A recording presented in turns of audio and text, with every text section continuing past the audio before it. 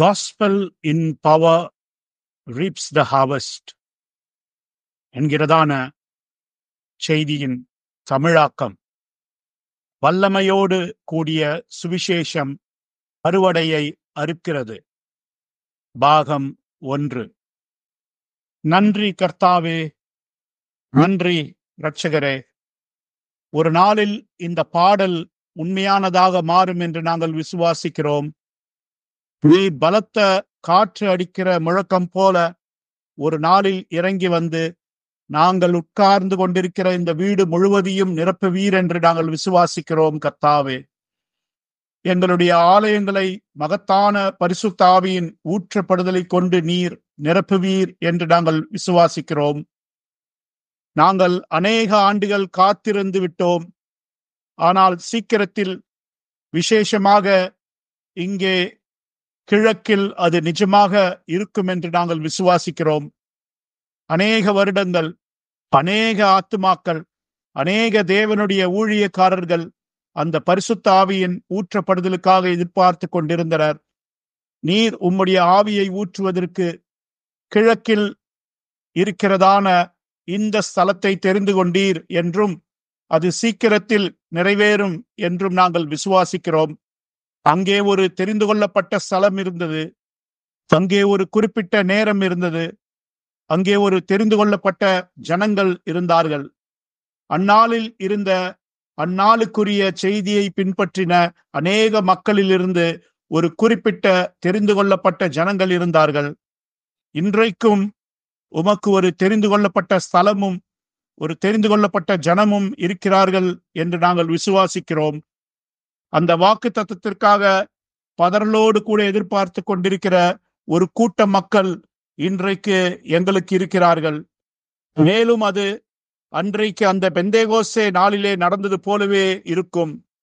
மேலும் அது பதறலோடும் ஜெபத்தோடும் உபவாசத்தோடும் உம்முடைய வாக்கு தத்தம் நிறைவேறும்படியாக ஆவலோடு உம்முடைய முகத்தை தேடிக்கொண்டு உம்முடைய வாக்கு தத்தத்தின் நிறைவேறுதலுக்காக உம்முடைய நாமத்தை ஸ்தோத்தரித்துக் கொண்டிருக்கும் ஒரு கூட்ட மக்கள் மத்தியில் அது சம்பவிக்கும்.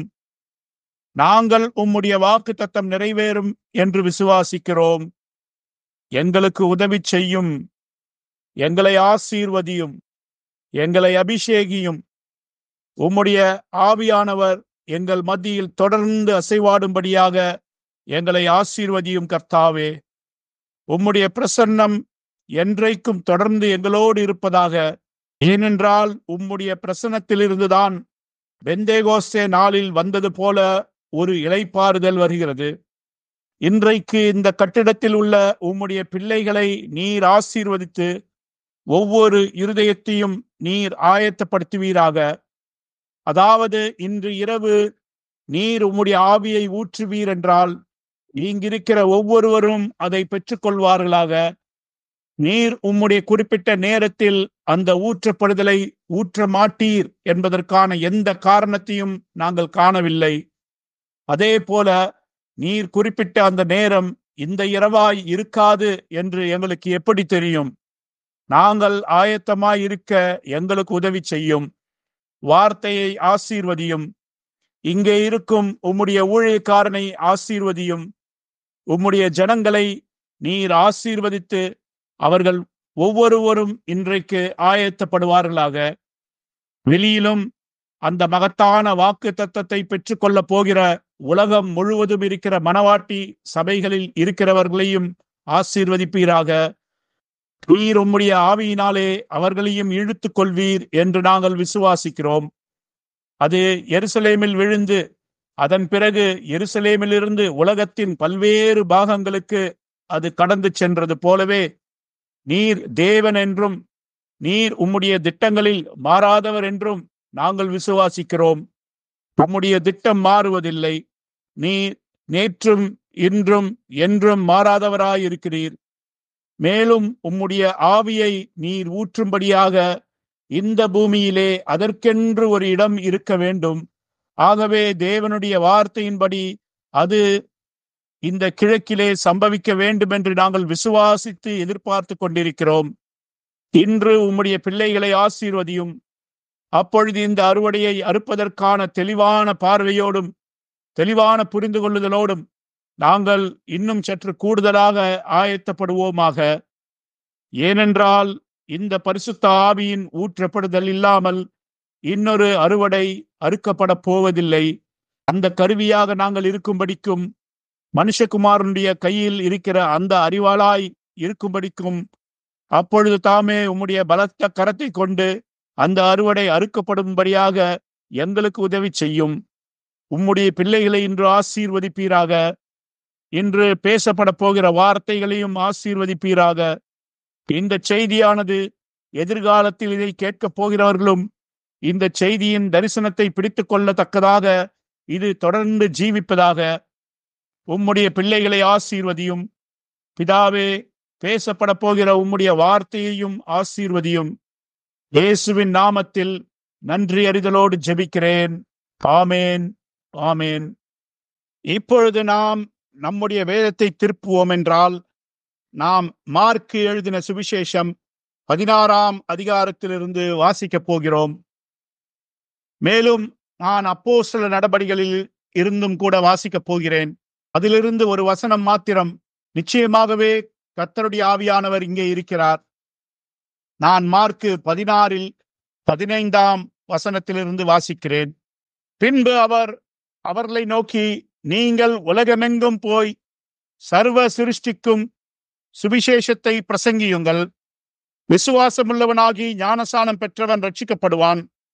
விசுவாசியாதவனோ ஆக்கினைக்குள்ளாக தீர்க்கப்படுவான். விசுவாசிக்கிறவர்களால் நடக்கும் அடையாளங்களாவன: என் நாமத்தினாலே பிசாசுகளை துரத்துவார்கள், நவமான பாஷைகளை பேசுவார்கள், சர்ப்பங்களை எடுப்பார்கள், சாவுக்கேதுவான யாதொன்றை குடித்தாலும் அது அவர்களை சேதப்படுத்தாது. வியாதியஸ்தர் மேல் கைகளை வைப்பார்கள், அப்பொழுது அவர்கள் சொஸ்தமாவார்கள் என்றார். இப்பொழுது அப்போஸ்தலர் 1ஆம் அதிகாரம் 8ஆம் வசனம். பரிசுத்த ஆவி உங்களிடத்தில் வரும்பொழுது நீங்கள் பலனடைந்து எருசலேமிலும் யூதேயா முழுவதிலும் சமாரியாவிலும் பூமியின் கடைசி பரியந்தமும் எனக்கு சாட்சிகளாய் இருப்பீர்கள் என்றார். வாசிக்கப்பட்ட தம்முடைய பரிசுத்த வார்த்தையோடு கூட கர்த்தர் தாமே தம்முடைய ஆசீர்வாதங்களை கூட்டுவாராக. அவருடைய அற்புதமான ஆவிக்காகவும் அவருடைய அபிஷேகிக்கப்பட்ட வாக்கு தத்தத்தின் வார்த்தைக்காகவும் நாம் அவருக்கு இன்றைய இரவிலே துதியை ஏறெடுப்போம். இன்று இரவு நம்முடைய சிறிய செய்தியானது வல்லமையுள்ள சுவிசேஷம் அறுவடையை அறுக்கிறது என்ற தலைப்பின் கீழ் இருக்க போகிறது. இந்த வேத வசனங்களின் அடிப்படையில் நம்முடைய பொருளை நாம் வேதாகமத்தை கொண்டும் இந்த மணி நேரத்தின் செய்தியை கொண்டும் நிரூபிக்கப் போகிறோம். இன்றைய இரவு நம்முடைய செய்திக்கு தொடர்புடைய பின்வரும் வேத வாக்கியங்களையும் நான் குறிப்பிடுகிறேன். அது அப்போஸ்தலர் 1:8ஆம் வசனம், மார்க்கு 16:15 முதல் 18ஆம் வசனம் வரை, 1 கொரிந்தியர் 2:5 சொல்லுகிறது, சுவிசேஷம் வெறும் வார்த்தையில் மாத்திரம் எங்களிடத்தில் வரவில்லை, அது வல்லமையோடும் வந்தது என்று. யோவான் 14:12 சொல்லுகிறது, நான் என் பிதாவினிடத்திற்கு போகிறபடியால் என்னை விசுவாசிக்கிறவன் நான் செய்கிற கிரியைகளை தானும் செய்வான், இவைகளை பார்க்கிலும் பெரிய கிரியைகளை செய்வான் என்று. ரோமர் 15:17 முதல் 19 வரை மற்றும் 2 கொரிந்தியர் 12:11 முதல் 12 வரை அப்போஸ்தலருக்கான அடையாளம் தேவனுடைய வல்லமையை ரூபகாரப்படுத்தி காட்டுவது. மேலும் எபிரேயர் 2:3 மற்றும் மத்தேயு 28:18 இந்த வேத வாக்கியங்களை எல்லாம் வாசிப்பதற்கு இன்று இரவு நமக்கு நேரமில்லை. ஆனால் அவையெல்லாம் அதே பொருளை சார்ந்ததாய் இருக்கின்றன. இன்னும் இது போன்ற அநேக வேத வசனங்கள் இருக்கின்றன. இப்பொழுது நாம் வாசித்த இந்த வேத வசனங்கள் எல்லாமே ஒரு ஜீவனுள்ள சுவிசேஷத்தையும் இன்றும் உயிரோடு இருந்து இன்றைக்கும் பூமியின் மேல் இருக்கிற நேற்றும் இன்றும் என்றும் மாறாத ஒரு ஜீவனுள்ள கர்த்தராகிய இயேசு கிறிஸ்துவை ஆதரிக்கிறவைகளாய் இருக்கின்றன. தேவன் இன்னும் உயிரோடு இருக்கிறார். அவர் இன்னும் சர்வ வல்லமையுள்ளவராக இருக்கிறார். ஆம், ஆனால் இது இன்றைய கடைசி கால செய்தி விசுவாசிகளின் பொதுவான கண்ணோட்டமாக இல்லை. இப்பொழுது வேத புரட்டு எண் 56, ஆத்தும அறுவடையின் பேரிலான அவநம்பிக்கையான சுபாவம். எல்லாம் முடிந்துவிட்டது, எல்லாம் சகோதரன் பிரண்ணாமுக்குள் இருந்தது. அவர் அந்த அறுவடையை அறுப்பார். உரைக்கப்பட்ட வார்த்தையின் ஒலிநாடாக்களும் புத்தகங்களும் அந்த அறுவடையை அறுக்கின்றன. இன்னொரு வல்லமையும் பரிசுத்தாவியின் கிரியை நடப்பித்தலும் கிடையாது. இதுதான் அந்த வேத புரட்டு. இன்றைக்கு செய்தியை பின்பற்றுகிறவர்களின் அநேகரின் பொதுவான கண்ணோட்டம் எல்லாம் முடிந்துவிட்டது என்பதாக இருக்கிறது. மற்றவர்கள் எல்லாமே சகோதரன் பிரண்ணாமுக்குள் இருந்தது என்கின்றனர். நான் அதை மறுக்கிறேன். கடந்த காலங்களில் நாம் அவற்றை ஒரு வேத புரட்டு என்று சொல்லி மறுத்திருக்கிறோம். ஒரு வேத புரட்டன் மாத்திரமே அப்படிப்பட்ட ஒரு சுவிசேஷத்தை பிரசங்கிப்பான். பொதுவான கண்ணோட்டம் எப்படி இருக்கிறது என்றால், ஆவிக்குரிய பரிமாணத்தில் ஏதாகிலும் செய்யப்பட வேண்டும் என்றால், அதாவது தேவனுடைய வல்லமை மற்றும் வேதாகமத்தில் சொல்லப்பட்டுள்ள மற்றும் தீர்க்கதரிசியின் தரிசனங்கள் மூலமாக சொல்லப்பட்டுள்ள தேவனுடைய வாக்கு தத்தங்களின் நிறைவேறுதலை குறித்து நம்பப்படுவது என்னவென்றால், இந்த பூமியின் மேல் மறுபடியும் ஏதாகிலும் சம்பவிக்க வேண்டும் என்றால் அதற்கு சகோதரன் பிரண்ணாம் முதலாம் உயிர்த்தெழுந்து இங்கே பூமியின் மீது 30 to 35 நாட்கள் இருக்க வேண்டுமாம். அது ஒரு வேத புரட்டு என்று நாம் மறுதலிக்கிறோம். அது சாத்தானுடையது. அது பொல்லாங்கனுடையதும் முழுவதும் அவிசுவாசத்தினால் நிறைந்ததுமாயிருக்கிறது. பொதுவான கண்ணோட்டம் என்னவென்றால், அறுவடை ஏற்கனவே அறுக்கப்பட்டு விட்டது. மேலும் அது சகோதரன் பிரண்ணாம் இந்த உலகத்தை 7 முறை சுற்றி வந்து ஆத்துமாக்களை ஆதாயப்படுத்திய பொழுது முடிந்து விட்டது. அதாவது மணவாட்டி ஏற்கனவே அழைக்கப்பட்டு விட்டால் அறுவடை முடிந்து விட்டது. இனிமேல் சபைக்கு எந்த ஒரு வல்லமையும் வரப்போவதில்லை. இது அற்புதங்கள், அடையாளங்கள் மற்றும் அதிசயங்களின் நாட்கள் அல்ல. ஏனென்றால் நாம் எல்லாரும் பிரண்ணாம்கள் இல்லை. மேலும் நாம் எல்லாரும் குட்டி பிரண்ணாம்களாக இருக்க முயற்சிக்க கூடாது. ஆகவே சகோதரன் பிரண்ணாமால் அழைக்கப்பட்டவர்களும் இன்றைக்கு உலகம் முழுவதிலும் இருந்து உரைக்கப்பட்ட வார்த்தையின் செய்தி புத்தகங்களையும் ஒலிநாடாக்களையும் பின்பற்றி கொண்டிருக்கிறவர்களுமே மனவாட்டிகள். ஆகவே என்றைக்கு வேண்டுமானாலும் எடுத்துக்கொள்ளப்படுதல் சம்பவிக்கலாம். ஆனால் உலகம் முழுவதும் இருக்கிற இந்த ஜனங்கள் வல்லமை இல்லாதவர்களாய் இருக்கிறார்கள். மேலும் பரிசுத்தவான்கள் புற்றுநோய், காசநோய் மற்றும் பலவிதமான வியாதிகளால் மரித்துக் கொண்டிருக்கிறார்கள். இன்னும் சிலர் எய்ட்ஸ் வியாதியினாலும் மரித்துக் கொண்டிருக்கிறார்கள். மேலும் அவர்கள் உலகம் முழுவதிலும் அப்படியே உட்கார்ந்து கொண்டு எடுத்துக்கொள்ளப்படுதலுக்காக காத்து கொண்டிருக்கிறார்கள். ஜீவனுள்ள தேவனுடைய சபை இதுவரைக்கும் அடைந்ததிலேயே மிக மோசமான படு பயங்கரமான ஒரு நிலைமையை அடைந்திருக்கிறது. அவிசுவாசம் விண்ணை முட்டும் அளவுக்கு குவிந்து கிடக்கிறது. மேலும் இது அநேக நாட்களுக்கு முன்பாகவே தீர்க்கதரிசியின் நாட்களிலிருந்தே, தீர்க்கதரிசி வீட்டிற்கு அழைத்துக் கொள்ளப்பட்ட நாளிலிருந்தே காணப்படுகிறது. இந்த காரியத்துக்கு எதிராகத்தான் தன் முழு பலத்தோடும் முழு பராக்கிரமத்தோடும் போராடி, இன்னும் சொல்ல போனால் தன்னுடைய சாட்சியை தன்னுடைய சொந்த இரத்தத்தை கொண்டே முத்திரையிட்ட ஒரே ஒரு மனிதனை நாங்கள் சந்தித்தோம். அவருடைய பெயர் ராபர்ட் லீ லாம்பர்ட். அவர் 1973 வரை அநேக வருடங்கள் அதற்கு எதிராக சண்டையிட்டார். எல்லாம் முடிந்துவிடவில்லை என்று ஜனங்களுக்கு சொல்லி, எல்லாம் சகோதரன் பிரண்ணாமுக்குள் இல்லை என்று சொல்லி, இன்னொரு பரிசுத்த ஆவியின் அபிஷேகம் இருந்தாக வேண்டும் என்று ஜனங்களுக்கு சொல்லி, எடுத்துக்கொள்ளப்படுதல் சம்பவிப்பதற்கு முன்பாக எல்லா காலங்களிலும் இருந்ததை காட்டிலும் மிகவும் சக்தி வாய்ந்த ஒரு ஊழியத்தை மனவாட்டி பெற்றிருக்க வேண்டும் என்று சொல்லி போராடினார். அவர் தம்முடைய சாட்சியை தம்முடைய இரத்தத்தை கொண்டு முத்திரையிட்டிருந்த பொழுதும் அங்கே அந்த சுவிசேஷத்தை விசுவாசிக்கக்கூடிய ஒரு சில மனிதர்களும் ஸ்திரீகளும் இன்றைக்கும் இருக்கிறார்கள். மேலும் அதே காரியத்தை விசுவாசிக்கிற அந்த மக்களில் நாங்களும் ஒரு பாகமாக இருந்து கொண்டு ஒரு ஜீவனுள்ள சபை எழும்ப வேண்டும் என்று சொல்லி போராடி வருகிறோம். ஒரு பரிசுத்த ஆவியினுடைய அபிஷேகத்திற்காக எதிர்பார்த்து நாங்கள் போராடி வருகிறோம். நாங்கள் ஒரு ஜீவனுள்ள கர்த்தராகிய இயேசு கிறிஸ்துவுக்காக போராடி வருகிறோம். நாங்கள் வேதாகமத்தின் மூலமாகவும் சகோதரன் பிரன்னாமின் செய்திகள் மூலமாகவும் எங்களுக்கு வாக்களிக்கப்பட்டிருக்கிற அந்த வாக்குத்தத்தம் நிறைவேறும்படியாக நாங்கள் போராடி வருகிறோம். அநேக வருடங்கள் கடந்து போயிருந்தாலும் இருளான இந்த மணி வேளையிலே அங்கே ஒரு பரிசுத்த ஆவியின் ஊற்றப்படுதல் இருந்தாக வேண்டும் என்றும் மணவாட்டி ஒரு ஊழியத்தை பெற்றுக்கொள்ளுவாள் என்றும் நாங்கள் இன்னுமாக விசுவாசிக்கிறோம். அந்த வேளை எவ்வளவு அதிகமாக இருளாகிறதோ அவ்வளவு அதிகமாக நாம் விசுவாசிக்கிறோம். இயேசு இருளான வேளையில் தான் வருகிறார்.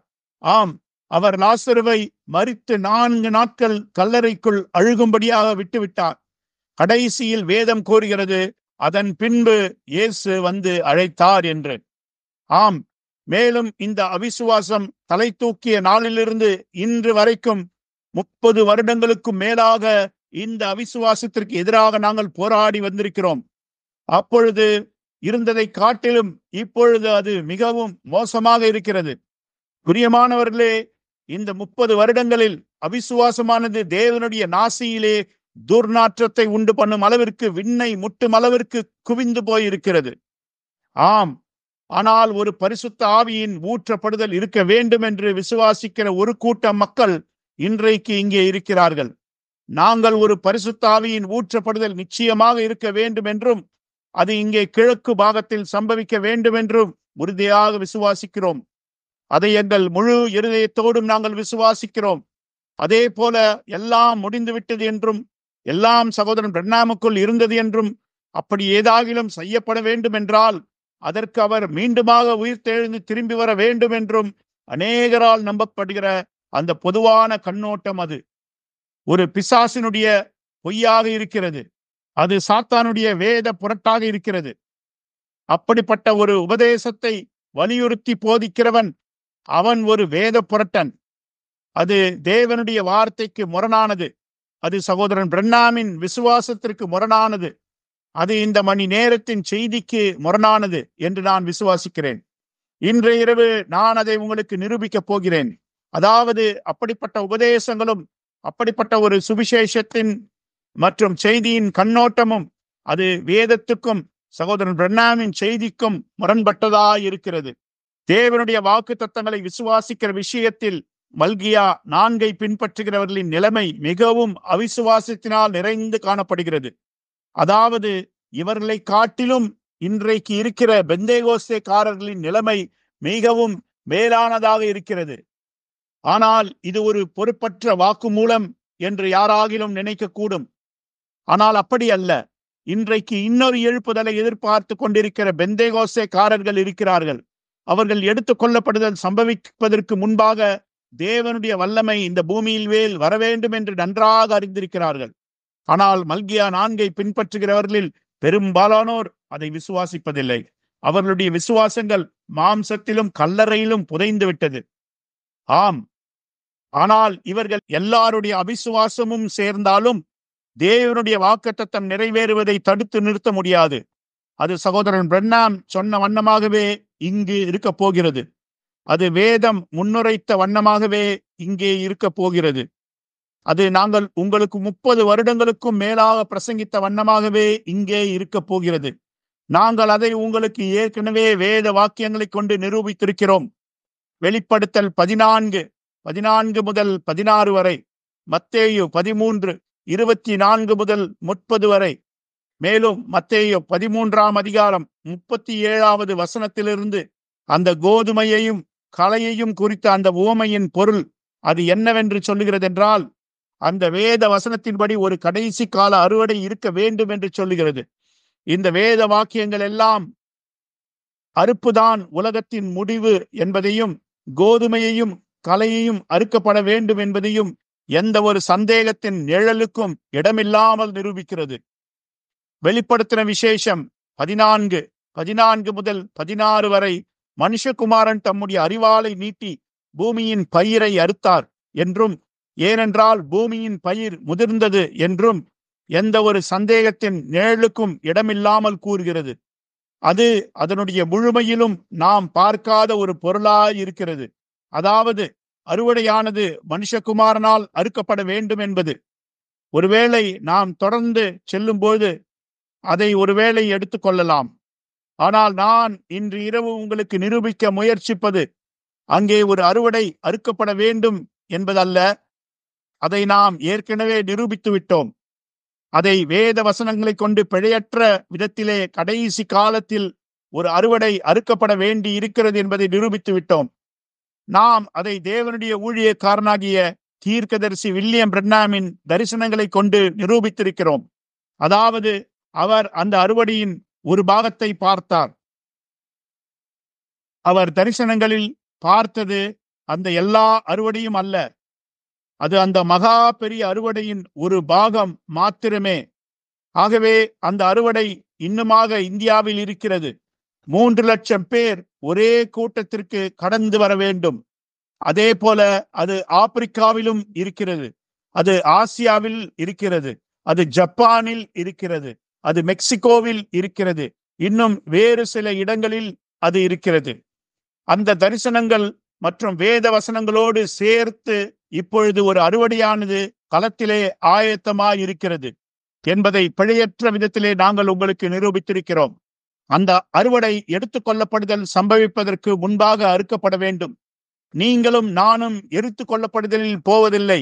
அதே போல ஜப்பானிலிருந்தும் சீனாவிலிருந்தும் இந்தியாவிலிருந்தும் இன்னும் பூமியின் மகத்தான மக்கள் தொகையிலிருந்தும் வரவேண்டிய அந்த ஜனங்களை எல்லாம் அப்படியே விட்டுவிட்டு தாங்கள் இருக்கிற செத்த நிலையிலேயே நாங்கள் எடுத்துக்கொள்ளப்படுதலில் போய்விடுவோம் என்று நினைத்து கொண்டிருக்கிற இந்த அவிசுவாசிகளும் எடுத்துக்கொள்ளப்படுதலில் போகவே முடியாது.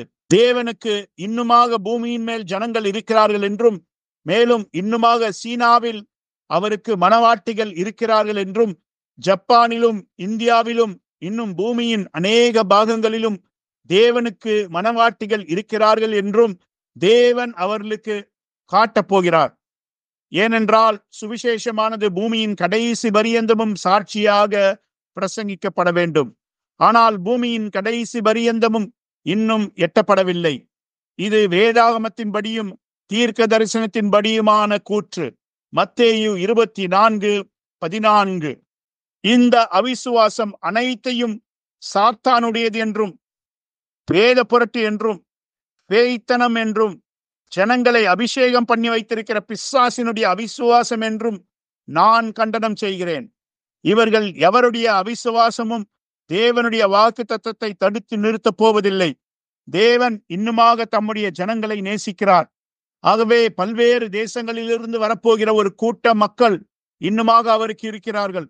மணவாட்டியின் வெள்ளோட்டம் என்று அழைக்கப்பட்ட சகோதரன் பிரென்னாமின் அந்த தரிசனமே எல்லா தேசங்களிலும் இருந்தும் வரப்போகிற ஒரு மணவாட்டியானவள் கர்த்தருக்கென்று இருக்க போகிறாள் என்பதை தெளிவாக சொல்லுகிறது. இன்றைக்கு ஸ்தாபனங்களில் இருந்து கொண்டு நாங்கள் தான் கிறிஸ்துவின் சபை என்று உரிமை கோரிக்கொள்ளுகிற சபைகள் எல்லாம் கிறிஸ்துவின் சபை அல்ல.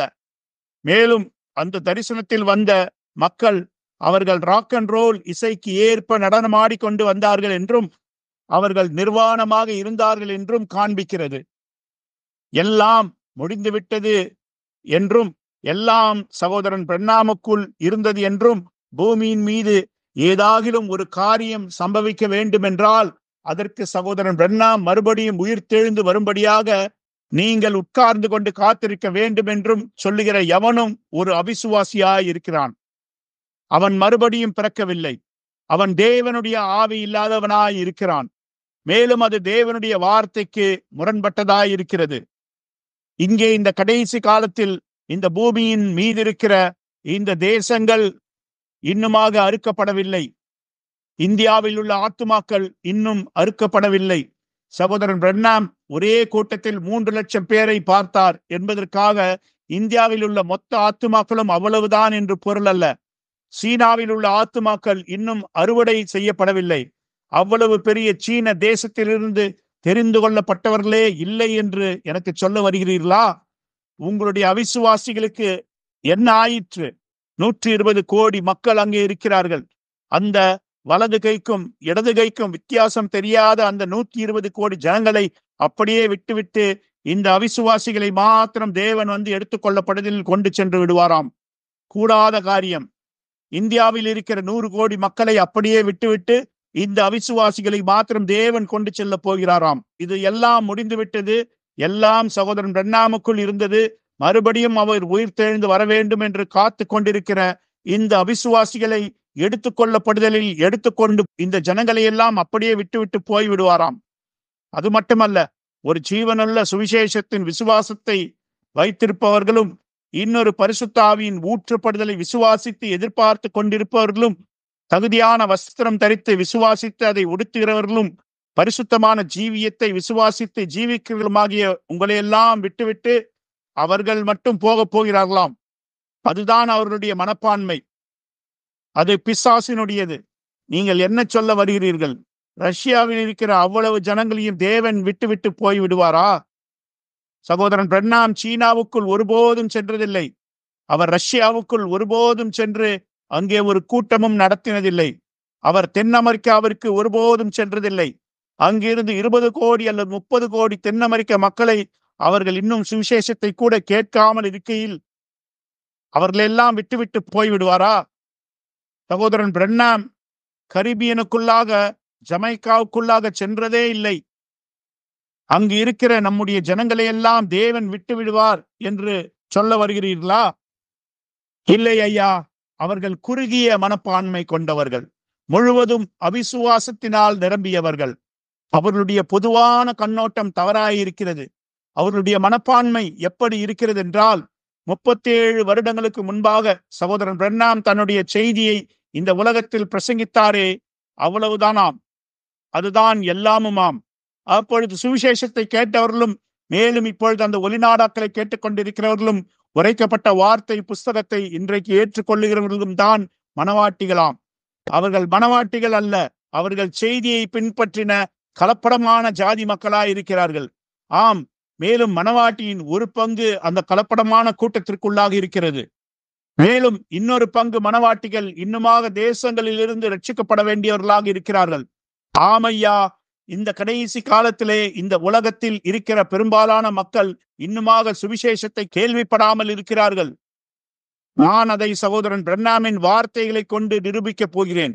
இப்பொழுது நான் வாசித்த இந்த வேத வசனங்களாகிய மார்க் 16 அதை அவரை கொண்டு உங்களுக்கு வியாக்கியானிக்க செய்ய போகிறேன்.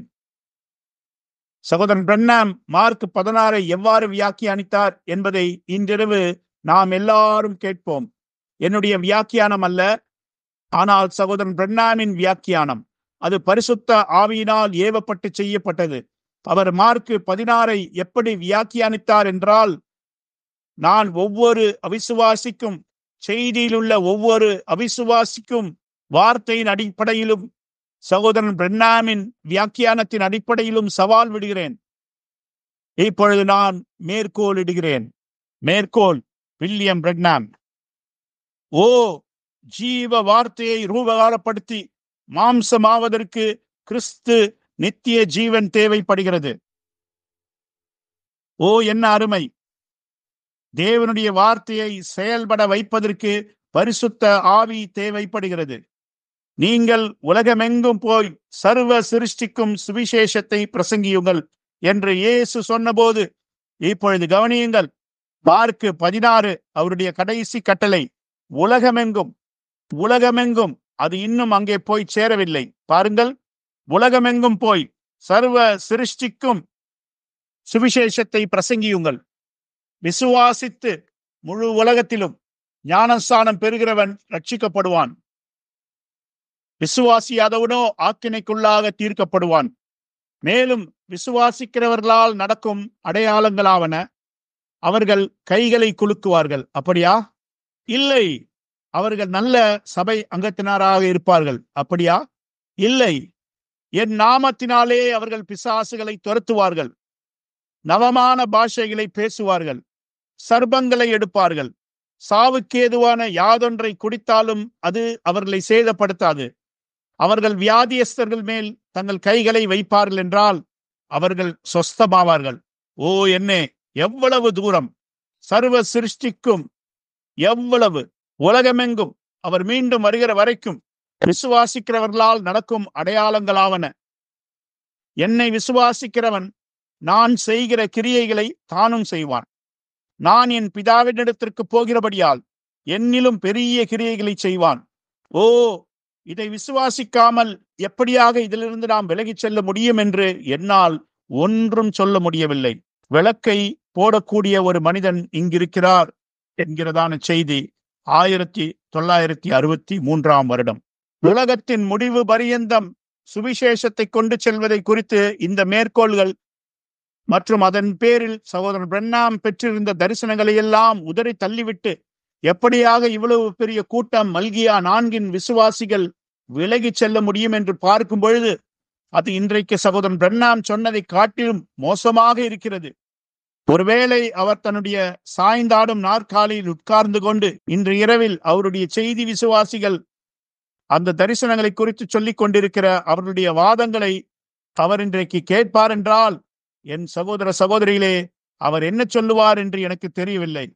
அவர் சொன்னார், மார்க்கு 16 வசனங்களின்படி சுவிசேஷத்தை உலகமெங்கும் கொண்டு செல்வதற்கு அந்த விஷயத்தில் எப்படியாக ஒரு நபர் அதில் சொல்லப்பட்டதை காட்டிலும் வித்தியாசமாக விசுவாசிக்க முடியும் என்று அவர் கேட்டார்.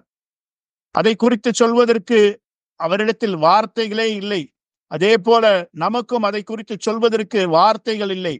மார்க்கு 16 வாசித்து தீர்க்கதரிசினால் வியாக்கியானிக்கப்பட்ட அந்த வியாக்கியானத்திற்கு முரண்பாடாக ஒருவன் போதித்து முரண்பாடான விசுவாசம் உடையவனாய் இருப்பான் என்றால் அவன் ஒரு அவிசுவாசியாகத்தான் இருக்க வேண்டும். அவன் ஒரு குருடனாய் இருக்க வேண்டும். நீ ஒரு மரித்தவனாய் இருக்க வேண்டும். நீ ஒரு மறுபடியும் பிறவாத மனிதனாய் இருக்க வேண்டும். அல்லது உனக்குள் கொஞ்சம் கூட தேவனுடைய ஆவி என்பதே இல்லை என்பதாக இருக்க வேண்டும். அந்த விதமாகத்தான் மார்க்கு 16 குறித்து தீர்க்கதரிசி பிரண்ணாம் வியாக்கியானித்தார். ஒரு ஜீவனல்ல சுவிசேஷத்தில் நாம் விசுவாசம் கொண்டிருக்கிறோமா? எல்லாமே முடிந்து விட்டது என்று அவர் சொன்னாரா? எல்லாமே அவருக்குள் இருந்தது என்று அவர் சொன்னாரா? இல்லை. அவர் என்ன சொன்னார்? பூமியின் கடைசி பரியந்தமும் என்று. ஆனால் நாம் அதுவரைக்கும் எட்டவில்லை, நாம் இன்னும் அங்கே போய் சேரவில்லை என்று சொன்னார். இப்பொழுது மேற்கோள் வில்லியம் பிரண்ணாம். ஆகவே நீங்கள் பாருங்கள், வேத சாஸ்திரத்தின் அடிப்படையிலான கிறிஸ்தவம் அது எவ்வளவு பலவீனமாய் இருக்கிறது என்று. முதலாவது, தேவன் அதை கொண்டு வரவே இல்லை. இயேசு ஒருபோதும் சபைகளை கட்டுங்கள், வேத கல்லூரிகளை நிறுவுங்கள் என்று சொன்னதில்லை. அவர் சொன்னதெல்லாம், நீங்கள் உலகமெங்கும் போய் சுவிசேஷத்தை பிரசங்கியுங்கள். அதன் பிறகு அவர் திரும்பி வருவார். ஆனால் நாம் அவர் சொன்னதை செய்வதை விட்டுவிட்டு மற்ற எல்லாவற்றையும் செய்தோம். சுவிசேஷம் அவர் சொன்ன வண்ணமாக பிரசங்கிக்கப்படாத வரைக்கும் அவர் திரும்பி வரப்போவதில்லை. அவர் சொன்னார், யுத்தங்களின் செய்திகளையும் அடையாளங்களையும் கேள்விப்படுவீர்கள் என்று. அது இன்னுமாக இல்லை. பெற்றோர் பிள்ளைகளுக்கு விரோதமாகவும் பிள்ளைகள் பெற்றோருக்கு விரோதமாகவும் அது இன்னும் நிறைவேறவில்லை. ஆனால் அவர் சொன்னார், இந்த சுவிசேஷமானது முழு உலகத்திலும் பிரசங்கிக்கப்பட்ட பிறகு அதன் பிறகு முடிவு இருக்கும். அவர் திரும்பி வருவார். ஆகவே அங்கே சபைக்கு ஒரு ஊழிய கட்டளை கொடுக்கப்பட்டது. அது என்னவென்றால், சுவிசேஷத்தை பிரசங்கித்து அதன் வல்லமையை ரூபகாரப்படுத்தி காட்டுவது. ஓ, நாமோ எல்லா இடங்களிலும் கைப்பிரதைகளை விநியோகித்தோம். ஆனால் அது அங்கே தேவைப்படவில்லை. அங்கே தேவைப்படுவதெல்லாம் பரிசுத்த ஆவியின் வல்லமையும் பரிசுத்த ஆவியின் கிரியை நடப்பித்தலும். உண்மையாக இப்பொழுது கவனியுங்கள். இயேசுவுக்காக எதிர்பார்த்தல் என்கிறதான செய்தி 1954. என் அருமை சகோதர சகோதரிகளே, சகோதரன் பிரண்ணாம் சொன்னபடி சபைக்கான ஊழியத்திற்கான கட்டளை என்னவென்றால், சுவிசேஷத்தை வல்லமையோடு உலகம் முழுவதும் கொண்டு செல்வது. அந்த சுவிசேஷத்தை உலகம் முழுவதும் கொண்டு செல்வதற்காக நான் முதல் உயிர்த்தெழுதலில் கல்லறையிலிருந்து திரும்பி வந்து 30-35 நாட்கள் வரை நான் இந்த பூமியின் மேல் இருக்க வேண்டும் என்று அவர் ஒருபோதும் சொல்லவில்லை. அவர் சொன்னார், அது சபைக்கான ஊழியத்திற்கான கட்டளை என்று. நல்லது. அது வேத வசனத்திலிருந்து வெகு தூரம் இல்லை. இயேசு சபைக்கு கட்டளையிட்டு அவர் சொன்னதாவது, நீங்கள் உலகமெங்கும் போய் சுவிசேஷத்தை பிரசங்கியுங்கள் என்று. அப்பொழுது அவர் சபையினிடத்தில் பேசிக் கொண்டிருந்தார். ஆகவே சுவிசேஷத்தை உலகம் முழுவதும் கொண்டு செல்வதற்கு தேவனுக்கு ஒரு மனிதனை உயிரோடு எழுப்ப வேண்டியது எப்பொழுதாவது அவசியப்பட்டிருந்தால், இயேசு மரித்தோரிடத்திலிருந்து உயிர்த்தெழுந்த போது அப்போது தேவனுக்கு ஒருவர் இருந்தார். ஆனால் அவர் மரித்தோரிடத்திலிருந்து உயிர்த்தெழுந்த பிறகும் கூட அவர் உலகம் முழுவதும் ஒருபோதும் சுவிசேஷத்தை கொண்டு செல்லவில்லை. அவர் சபைக்கு தான் அந்த கட்டளையை கொடுத்தார். ஏனென்றால் உலகம் முழுவதும் சுவிசேஷத்தை கொண்டு செல்வதற்கு மரித்து கல்லறைக்கு சென்ற ஒரு மனிதன் கல்லறையிலிருந்து உயிர்த்தெழுந்து வந்து அந்த ஊழியத்தை செய்ய வேண்டும் என்பது ஒருபோதும் தேவனுடைய திட்டமாய் இருந்ததில்லை. இல்லை ஐயா, அது சபைக்கான ஊழியத்திற்கான கட்டளை. அதைத்தான் இங்கே இந்த பிரசங்கி சொல்லுகிறார். அதைத்தான் தீர்க்கதரிசியும் சொன்னார். அதைத்தான் நாங்களும் விசுவாசிக்கிறோம். ஆகவே உயிர்த்தெழுதலின் உபதேசம் என்பது அது பிசாசினுடையது. மேலும் அதை பிரசங்கிக்கிற மனிதன் அவன் எவ்வளவு பெரியவனாக இருந்தாலும் எனக்கு கவலை இல்லை. அதை விசுவாசிக்கிறவன் அவன் எவ்வளவு பெரியவனாக இருந்தாலும் எனக்கு கவலை இல்லை. உன் மீது ஒரு பிசாசு இருக்கிறது. மேலும் நீ முழுவதும் அவிசுவாசத்தினால் நிரம்பி இருக்கிறாய். வல்லமையோடும் பரிசுத்த ஆவியின் கிரியை நடப்பித்தலோடும் சுவிசேஷத்தை கொண்டு செல்வது என்பது சபைக்கான கட்டளையே தவிர ஒரு தனி மனிதனுடைய ஊழியம் அல்ல. இப்பொழுது மேற்கோள் வில்லியம் பிரன்னாம். இரக்கம், தயவு நமக்கு இன்றைக்கு தேவைப்படுவது சுவிசேஷம். மேலும் சுவிசேஷம் என்பது வல்லமையோடும் பரிசுத்த ஆவியின் கிரியை நடப்பித்தலோடும் செய்யப்படுவது. அதுதான் சபைக்கு தேவைப்படுகிறது. நாமோ சபைகளை கட்டச் சென்று விட்டோம். இயேசு ஒருபோதும் ஒரு சபையை கட்டுங்கள் என்று சொல்லவில்லை. எனக்கு அப்படி ஒரு வேத வசனத்தை காட்டுங்கள். நாமோ பள்ளிக்கூடங்களை கட்டச் சென்று விட்டோம். அவர் ஒருபோதும் பள்ளிக்கூடங்களை கட்டுங்கள் என்று சொல்லவில்லை. நாமோ மருத்துவமனைகளை கட்டச் சென்று விட்டோம். அவர் ஒருபோதும் மருத்துவமனைகளை கட்டுங்கள் என்று சொல்லவில்லை. எப்படி இருந்தாலும் நாம் அதை செய்துவிட்டோம். அது பரவாயில்லை. எனக்கு அதற்கு விரோதமாக ஒன்றுமில்லை. நாம் அதை செய்துவிட்டோம். ஆனால் அவர் ஒருபோதும் அதை செய்ய சொல்லவில்லை.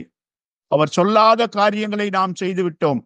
அவர் எதை செய்ய வேண்டாம் என்று சொன்னாரோ அவைகளை நாம் செய்துவிட்டோம். ஆனால் அவர் நம்மை செய்ய சொன்னதை நாம் செய்ய மறுத்துவிட்டோம். நாம் பிரசங்கித்து வல்லமையையும் கிரியை நடப்பித்தலையும் செய்து காட்டுவோமாக. நாம் அந்த காரணத்தினால்தான் உலகத்தில் 2/3 பேர் இன்னும் சுவிசேஷத்தை கேள்விப்படவில்லை. 2ஆம் விசை வாங்கப்பட்ட ஒரு அங்கி என்கிறதான செய்தி 1956. பிரியமானவர்களே, மார்க் 16, மத்தேயு 28 உள்ள தேவனுடைய வார்த்தையின்படி கட்டளை என்பது சுவிசேஷத்தை வல்லமையோடும் பரிசுத்த ஆவியின் கிரியை நடப்பித்தலோடும் கூட உலகம் முழுவதும் கொண்டு செல்வது. ஆனால் சகோதரன் பிரன்னாமின் செய்திகளின்படி உலகத்தில் 2/3 பேர் இன்னும் சுவிசேஷத்தை கேள்விப்படவில்லை.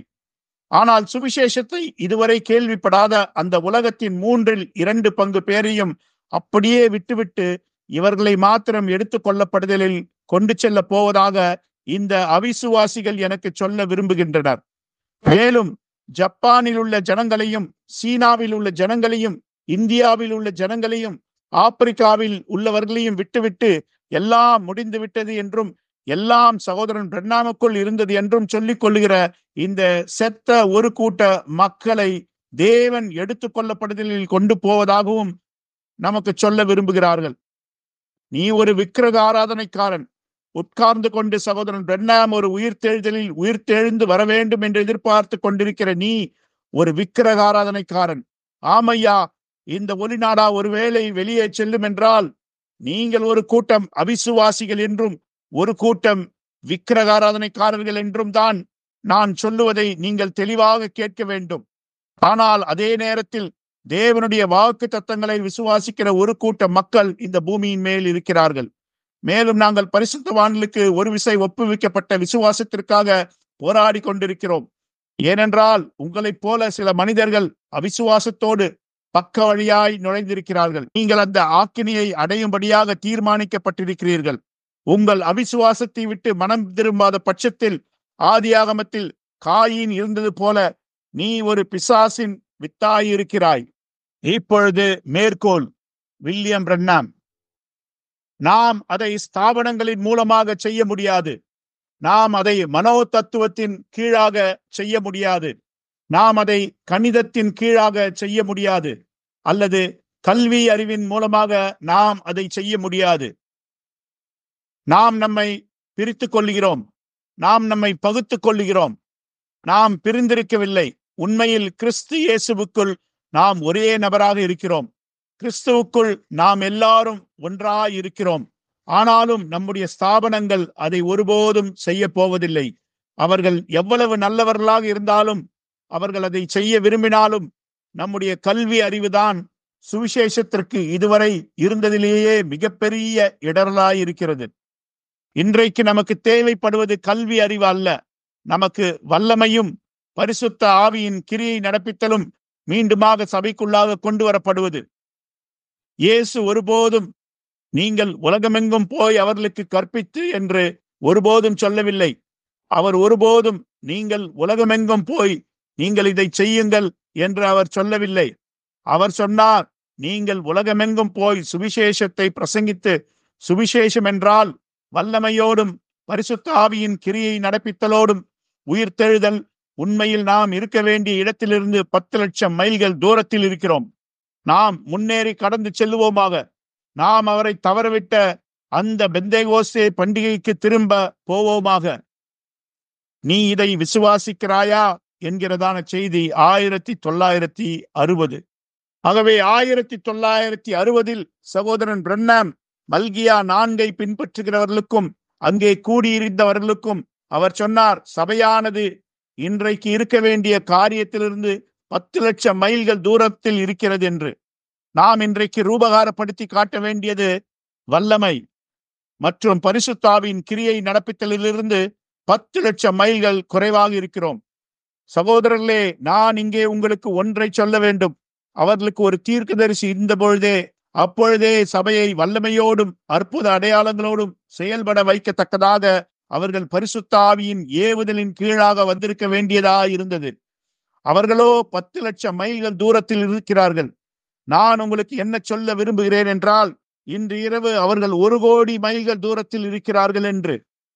உங்களுக்கு மரித்தோரை உயிரோடு எழுப்பவும், வியாதியஸ்தர்களை சொஸ்தமாக்கவும், பிசாசுகளை துரத்தவும், ஒரு ஜீவனுள்ள சுவிசேஷத்தை உங்களுக்கு பிரசங்கிக்கவும், சுவிசேஷத்தை வல்லமையோடும் பரிசுத்தாவியின் கிரியை நடப்பித்தலோடும் எப்படி பிரசங்கிக்க வேண்டும் என்றும் உங்களுக்கு செய்து காண்பித்துக் கொண்டிருந்த ஒரு தீர்க்கதரிசி உயிரோடு இருந்த பொழுதே நீங்கள் அந்த காரியத்திலிருந்து 10 லட்சம் மைல்கள் தூரத்தில் இருந்திருப்பீர்கள் என்றால், இன்றைக்கு அவர் காட்சியை விட்டு கடந்து போன பிறகு மீண்டுமாக உட்கார்ந்து கொண்டு மார்க்கு 16 மற்றும் மத்தேயு 28 செய்து காண்பிக்கவும், தேவனுடைய வல்லமையை ரூபகாரப்படுத்தி காட்டவும் அந்த தீர்க்கதரிசி மீண்டுமாக உயிர்த்தெழுந்து வர வேண்டும் என்று எதிர்பார்த்து கொண்டு காத்து கொண்டிருக்கிற நீங்கள் நிச்சயமாகவே 1 கோடி மைல்கள் தூரத்தில் தான் இருக்க வேண்டும். நீ ஒரு அவிசுவாசியாகவும் விக்கிரக ஆராதனைக்காரனாகவும் இருக்க வேண்டும்.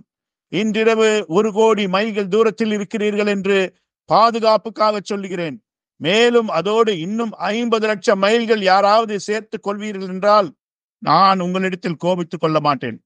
அவர் உயிரோடு இருக்கும் பொழுதே 1960 அவர்கள் 10 லட்சம் மைல் தூரத்தில் இருந்தார்கள்.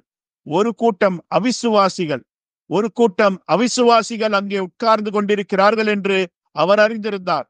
நான் உங்களுக்கு சொல்லுகிறேன், கடைசி கால செய்தி விசுவாசிகளை காட்டிலும் பெயரளவு பெந்தேகோஸ்தேக்காரர்களுக்கு அதிக விசுவாசம் இருக்கிறது. அவர்கள் ஒரு எழுப்புதலுக்காக எதிர்பார்த்து கொண்டிருக்கிறார்கள். அவர்கள் ஒரு தேவனுடைய வல்லமைக்காக எதிர்பார்த்து கொண்டிருக்கிறார்கள். உண்மையில் சொல்ல போனால் அது அவர்களுக்கு வரப்போவதில்லை. அவர்கள் அவர்களுடைய நாளை பெற்றிருந்தார்கள். அந்த எழுப்புதலானது முடிந்து போய்விட்டது. அந்த நாளானது கடந்து விட்டது. அவர்களுடைய எழுப்புதல் சகோதரன் பிரன்னாமின் மூலமாய் வந்தது. ஆனால் மனவாட்டியோ இன்னும் ஒரு எழுப்புதலை பெற்றுக் கொள்ளவில்லை. முத்திரைகள் பக்கம் 253 சகோதரன் பிரன்னாம் கொண்டு வந்த அந்த எழுப்புதல் அது பெந்தேகோஸ்தேக்காரர்களுக்கானது. ஒரு குறிப்பிட்ட காலகட்டத்தில் 1962 எழுப்புதல் முடிந்துவிட்டது என்று அவர் சொன்னார். 1963 அவர் சொன்னார், மணவாட்டி இன்னுமாக ஒரு எழுப்புதலை பெற்றுக் கொள்ளவில்லை என்று. ஆனால் அவளுக்கு ஒன்று வாக்குத்தத்தம் செய்யப்பட்டிருக்கிறது. நீங்கள் அந்த வாக்குத்தத்தத்தை விசுவாசிக்கிறீர்களா?